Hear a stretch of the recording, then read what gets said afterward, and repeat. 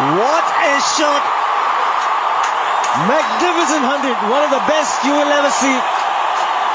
Stand up and salute this man. एक ऐसा match जब एक हिंदुस्तानी पठान ने गुस्से में आकर ऐसा कांड कर डाला था जिसके किस्से सुनकर आज भी क्रिकेट फैंस के रोंगटे खड़े हो जाते हैं। दरअसल इस मैच में न्यूजीलैंड के बल्लेबाजों ने भारतीय गेंदबाजों की जबरदस्त कुटाई करते हुए छक्कों की बौछार कर दी थी और भारत के सामने 315 रनों का टारगेट सेट करके कह दिया कि हिंदुस्तानियों औकात है तो ये मैच जीत कर दिखाओ, क्योंकि उस दौर में 300 रन चेस करना असंभव माना जाता था और यही कारण था कि पूरी दुनिया ने भारत की हार पक्की मान ली थी। और खासकर जब रन चेस करते हुए सिर्फ 100 रन पर भारत के सारे बड़े से बड़े बल्लेबाज धराशायी हो गए थे तो न्यूजीलैंड के खिलाड़ी मैदान पर बेशर्मी का नंगा नाच करने लगे। लेकिन उस दिन एक भारतीय खिलाड़ी ने छक्कों की बारिश करते हुए पूरे न्यूजीलैंड को अकेले दम पर धराशायी कर दिया था और बता दिया था कि उसकी पावर के सामने दुनिया में किसी की कोई औकात नहीं है। इस मैच में आखिर ऐसा क्या हुआ कि यूसुफ पठान ने पहले तो अपनी गेंदबाजी से और उसके बाद अपने बल्ले से पागलपन भरी पारी खेलकर इतिहास रच दिया था। ये जानने के लिए इस वीडियो को पूरा जरूर देखना दोस्तों, और साथ ही इस वीडियो को लाइक करके कमेंट में जय हिंद जरूर लिखना। दोस्तों मैच शुरू होता है। न्यूजीलैंड के कप्तान डेनियल विक्टोरी ने टॉस जीतकर पहले बल्लेबाजी करने का फैसला किया और न्यूजीलैंड की तरफ से मैदान पर ओपन करने आते हैं खतरनाक मार्टिन गुप्टिल और ब्रेंडन मैकुलम। तो वहीं भारतीय टीम की तरफ से गेंदबाजी में पारी का आगाज किया जहीर खान ने और जहीर खान के पहले ही ओवर में ब्रेंडन मैकुलम ने बैक टू बैक 2 चौके जड़कर पारी की शानदार शुरुआत की और ऐसा लग रहा था मानो ब्रेंडन मैकुलम और मार्टिन गुप्टिल भारतीय टीम के गेंदबाजों पर भूखे शेर की तरह टूट पड़े हों। इस दौरान न्यूजीलैंड की इन दोनों ओपनर बल्लेबाजों ने भारतीय टीम के गेंदबाजों की लाइन और लेंथ को तबाह और बर्बाद करके 7 ओवर की समाप्ति तक न्यूजीलैंड के स्कोर को 60 रनों के करीब पहुंचा दिया और न्यूजीलैंड को एक विस्फोटक शुरुआत दिलाई। न्यूजीलैंड के इन दोनों ओपनर बल्लेबाजों ने इस वनडे मुकाबले को T20 बनाकर अपने इरादे साफ जाहिर कर दिए। हालांकि जब न्यूजीलैंड का स्कोर 62 रन था तब आशीष नेहरा ने मार्टिन गुप्टिल को युवराज सिंह के हाथों कैच आउट करवाकर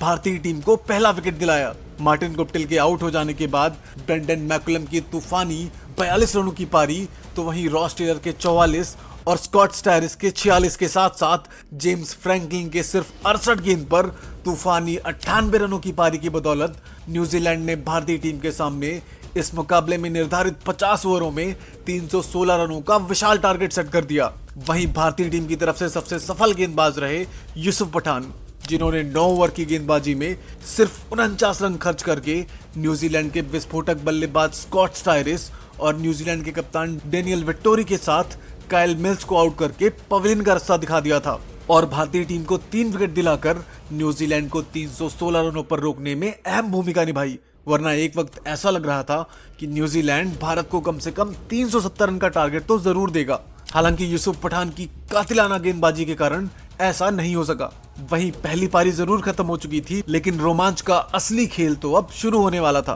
दूसरी पारी शुरू होती है और 316 रनों का लक्ष्य भारतीय टीम के लिए आसान नहीं होने वाला था, क्योंकि इतने बड़े टारगेट को चेस करने के दौरान भारतीय टीम को वीरेंद्र सहवाग, सचिन तेंदुलकर और महेंद्र सिंह धोनी जैसे महारथियों के बिना ही न्यूजीलैंड की उस खतरनाक गेंदबाजी का सामना करना था जिसमें काइल मिल्स, टिम साउदी और डेनियल विक्टोरी जैसे खतरनाक गेंदबाज हुआ करते थे, जो उस समय दुनिया के नंबर 1 गेंदबाज माने जाते थे। और भारतीय टीम के इन दिग्गज खिलाड़ियों के बिना न्यूजीलैंड की घातक गेंदबाजी के सामने भारतीय टीम के लिए 316 रनों का यह टारगेट लोहे के उस चने के समान था जिसे चबाना भारतीय टीम के लिए आसान बिल्कुल नहीं था। ऐसे हालात में मुकाबले की शुरुआत होती है और भारतीय टीम की तरफ से मैदान पर ओपन करने आते हैं पार्थिव पटेल और भारतीय कप्तान गौतम गंभीर। काइल मिल्स ने अपने पहले ओवर में जबरदस्त गेंदबाजी करते हुए गौतम गंभीर को 1 रन तक नहीं बनाने दिया। पहले ओवर की समाप्ति के बाद न्यूजीलैंड की तरफ से गेंदबाजी में पारी का दूसरा ओवर लेकर आता है टिम साउदी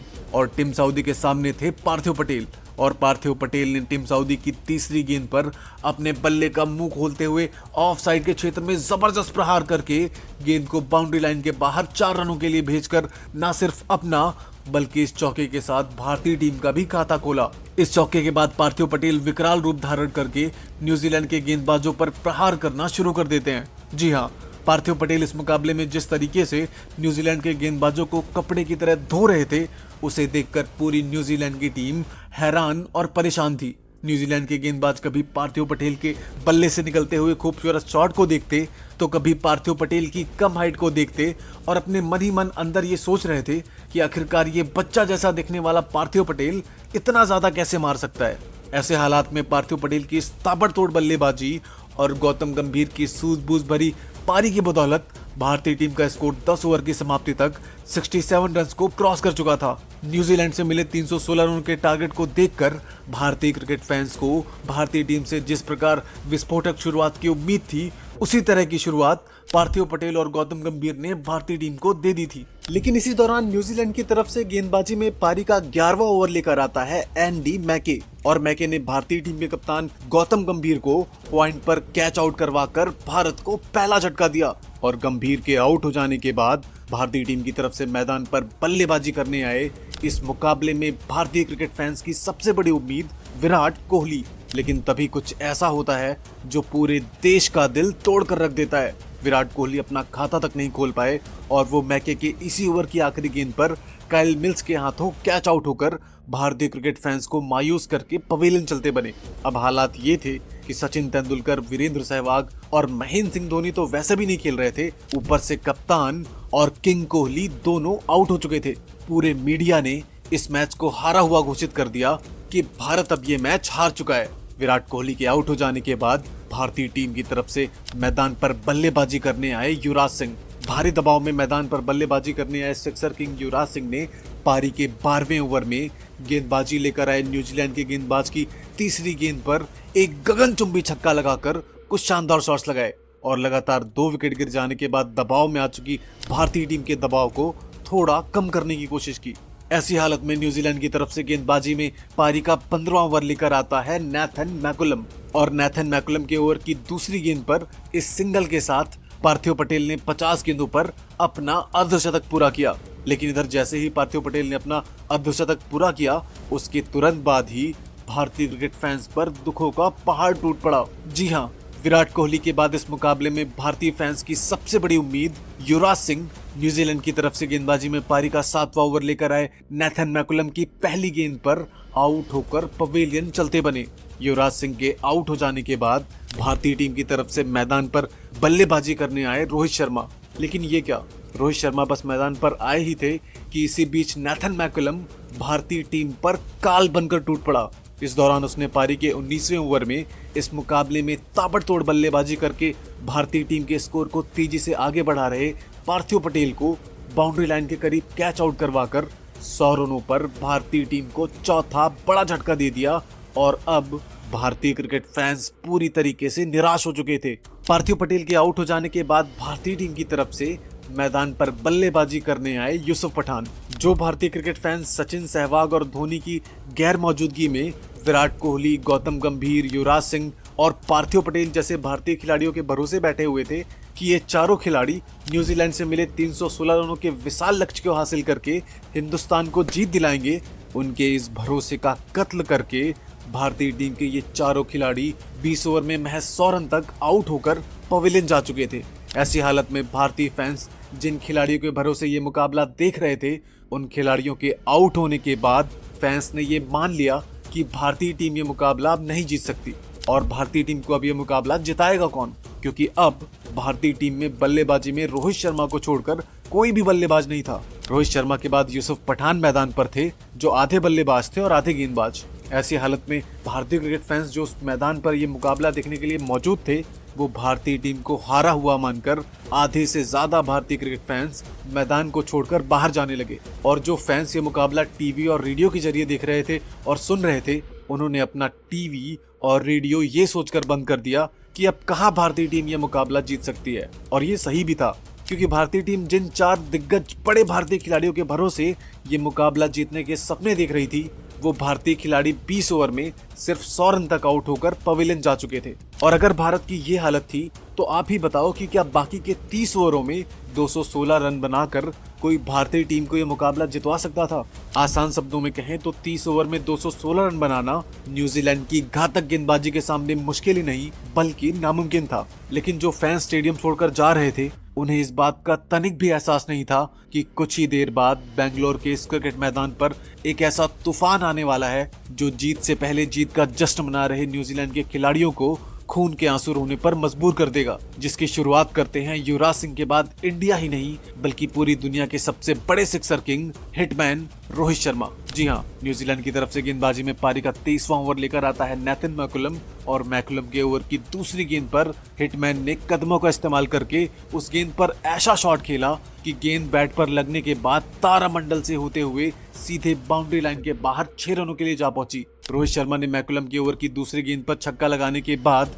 स्ट्राइक दे दिया अपने बड़े भाई यानी यूसुफ पठान को और पठान ने भी मैकुलम के ओवर की 5वीं गेंद पर अपने बैट को गदा बनाकर उसके ऊपर ऐसा जबरदस्त प्रहार किया कि गेंद पठान के बैट से लगने के बाद तोप से निकले गोले से भी अधिक तेज बाउंड्री के बाहर 6 रनों के लिए जा पहुंची। न्यूजीलैंड के सबसे खतरनाक स्पिनर नेथन मैकुलम, जिसने इस मुकाबले में अपनी घातक गेंदबाजी से पहले युवराज सिंह उसके बाद पार्थिव पटेल को आउट करके भारतीय टीम को पूरी तरीके से दबाव में लाकर खड़ा कर दिया था, उस मैकुलम के इस ओवर में इन दोनों भारतीय शेरों ने एक एक छक्का ठोककर कुल 15 रन लेकर दबाव में दिख रही भारतीय टीम को दबाव से बाहर निकाला। भारतीय क्रिकेट फैंस के चेहरे पर मुस्कान लाते हुए रोहित शर्मा और यूसुफ पठान ने इस ओवर के बाद कुछ इस तरीके से अपनी बल्लेबाजी से न्यूजीलैंड के खतरनाक गेंदबाजों की खातिरदारी करना शुरू किया। हिटमैन और पठान पावर को देखकर एक बार फिर से दर्शकों में जोश भर जाता है और खासकर बड़े मियां यानी यूसुफ पठान जिस बेरहमी से गेंदबाजों की पिटाई कर रहे थे उसे देखकर लग रहा था कि मानो यूसुफ से ज्यादा विध्वंसक बल्लेबाज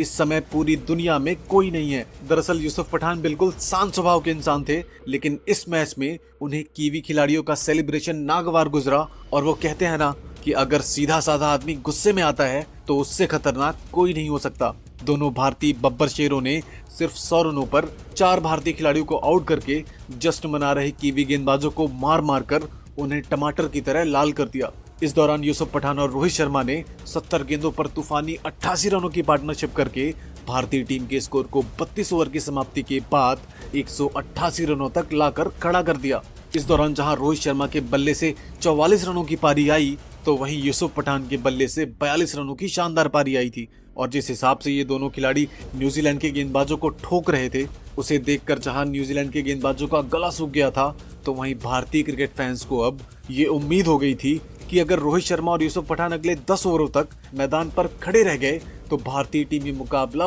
बहुत ही आसानी से जीत जाएगी। लेकिन तभी घटती है एक ऐसी घटना जिसने इस बार भारतीय क्रिकेट फैंस को पूरी तरीके से तोड़ कर रख दिया। जी हाँ, पारी के 34वें ओवर में गेंदबाजी लेकर आता है टिम साउदी और टिम साउदी की गेंद पर रोहित शर्मा बड़ा शॉट लगाने के चक्कर में न्यूजीलैंड के कप्तान डेनियल वेट्टोरी के हाथों कैच आउट होकर भारत की उम्मीदों पर पानी फेर देते हैं। रोहित शर्मा के आउट हो जाने के बाद भारतीय टीम की तरफ से मैदान पर बल्लेबाजी करने आते हैं सौरभ तिवारी। अब यहाँ से भारतीय टीम को जीत के लिए 96 गेंदों पर 128 रनों की जरूरत थी। अब आप ही सोचिए कि अगर जीत के लिए 96 गेंदों पर 128 रनों की जरूरत हो और 5 खिलाड़ी आउट होकर वापस जा चुके हो तो क्या यहाँ से उम्मीद की जा सकती है कि भारतीय टीम अब ये मुकाबला कैसे भी जीत सकती है? मेरे हिसाब से तो कोई भी अब यहाँ से भारतीय टीम की जीत के बारे में सोच भी नहीं सकता था। ऐसे हालात में अब पूरी दुनिया ये मान चुकी थी कि भारतीय टीम ये मुकाबला पूरी तरीके से हार चुकी है और जब पूरा हिंदुस्तान दुख के गहरे समंदर में डूब चुका था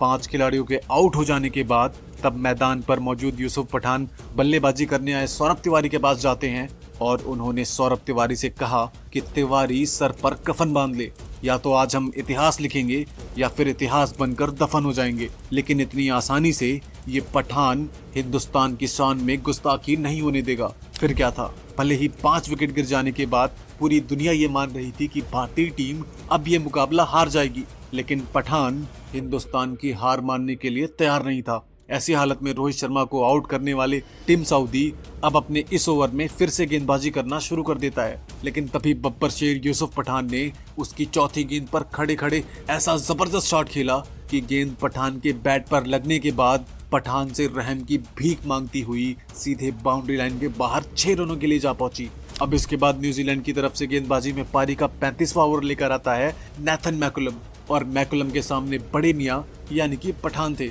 और पठान ने एक बार फिर से मैकुलम की गेंद पर अपने बैट को पूरी ताकत के साथ घुमाया और ऐसा प्रहार किया कि गेंद इस बार भी पठान के बैट से लगने के बाद आसमान की ऊंचाइयों के घमंड को चकनाचूर करती हुई तारामंडल से होती हुई सीधे बाउंड्री लाइन के बाहर नहीं बल्कि स्टेडियम के बाहर जा पहुंची। और इसके साथ यूसुफ पठान ने न सिर्फ अपना अर्धशतक पूरा किया बल्कि पठान ने अपने छक्के के साथ न्यूजीलैंड के गेंदबाजों के सामने मैदानी जंग का ऐलान कर दिया और घमंड में चूर होकर नाच रहे कीवी गेंदबाजों को ये संदेश दे दिया कि अभी ये मुकाबला खत्म नहीं हुआ है। जब तक इस हिंदुस्तानी पठान के पैर इस 22 गज के मैदान पर चल रहे हैं, जब तक इस पठान की सांसें चल रही हैं, तब तक ये पठान ना तो खुद हार मानेगा और ना ही अपने वतन की हार होने देगा। मैच अब एक ऐसे रोमांचक मोड़ पर पहुंच चुका था जहां पूरी दुनिया की सांसें थम चुकी थी। पूरे क्रिकेट इतिहास में ऐसा जबरदस्त मैच देखने को नहीं मिला था और अभी तो बस शुरुआत थी। आगे जो होने वाला था उसे देख के आप सहम उठेंगे।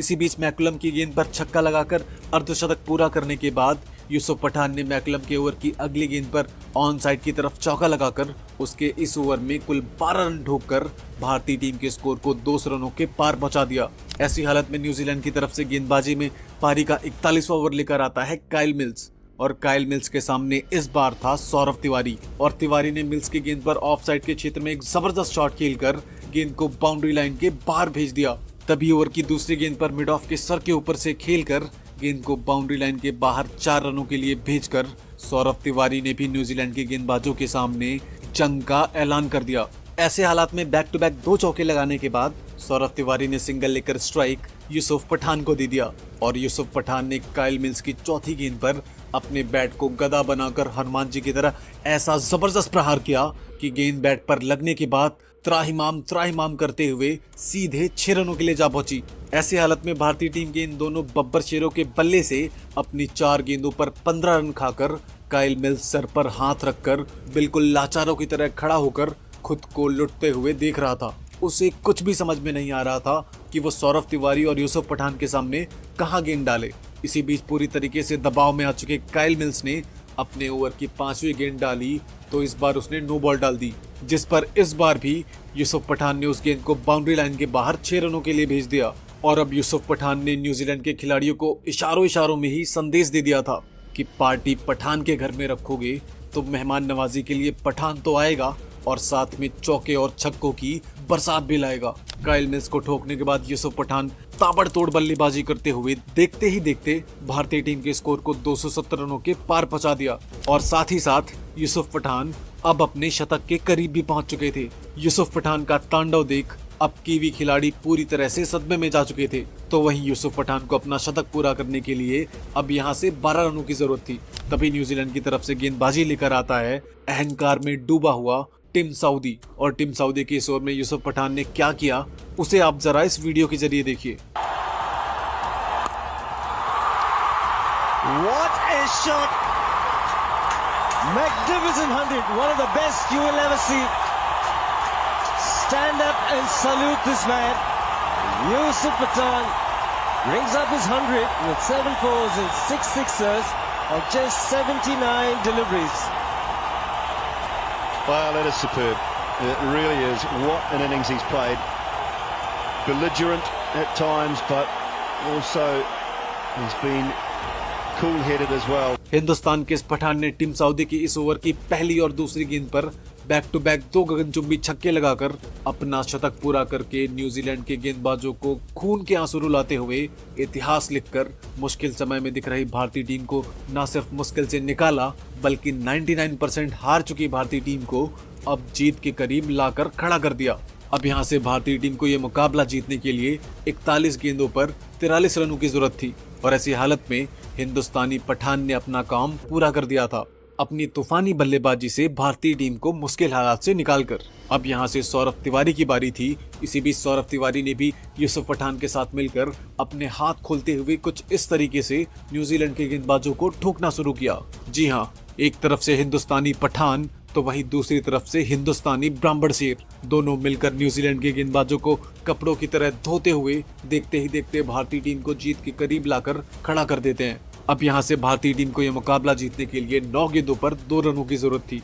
और स्ट्राइक पर थे पठान और पठान ने सिंगल लेकर स्ट्राइक सौरव तिवारी को दे दी। पठान चाहते तो जिस गेंद पर सिंगल लिया था उस गेंद पर छक्का भी मार सकते थे, क्योंकि यूसुफ पठान इस मुकाबले में अब तक कुल 7 छक्के ठोक चुके थे। लेकिन उन्होंने सिंगल इसलिए लिया क्योंकि वो भारतीय टीम में नए आए सौरव तिवारी को मौका देना चाहते थे कि सौरव तिवारी अपने बल्ले से हिंदुस्तान के माथे पर जीत का तिलक लगाए, और वही किया सौरव तिवारी ने स्ट्राइक पाने के बाद न्यूजीलैंड के गेंदबाज की गेंद पर जबरदस्त प्रहार करके गेंद को बाउंड्री लाइन के बाहर 6 रनों के लिए भेजकर हिंदुस्तान के माथे पर जीत का तिलक लगाया, और 7 गेंद रहते ही भारत ये मैच जीत चुका था। जी हाँ, वही भारतीय टीम ये मुकाबला जीत चुकी थी जिसके एक समय 188 रनों पर 5 बल्लेबाज आउट होकर वापस जा चुके थे, जिसके बाद भारतीय टीम को वहां से ये मुकाबला जीतने के लिए 96 गेंदों पर 128 रनों की जरूरत थी, और जितने भी बल्लेबाज थे जिन्हें पूरी दुनिया में बहुत बड़ा बल्लेबाज माना जाता था, वो सभी भारतीय खिलाड़ी आउट होकर वापस जा चुके थे,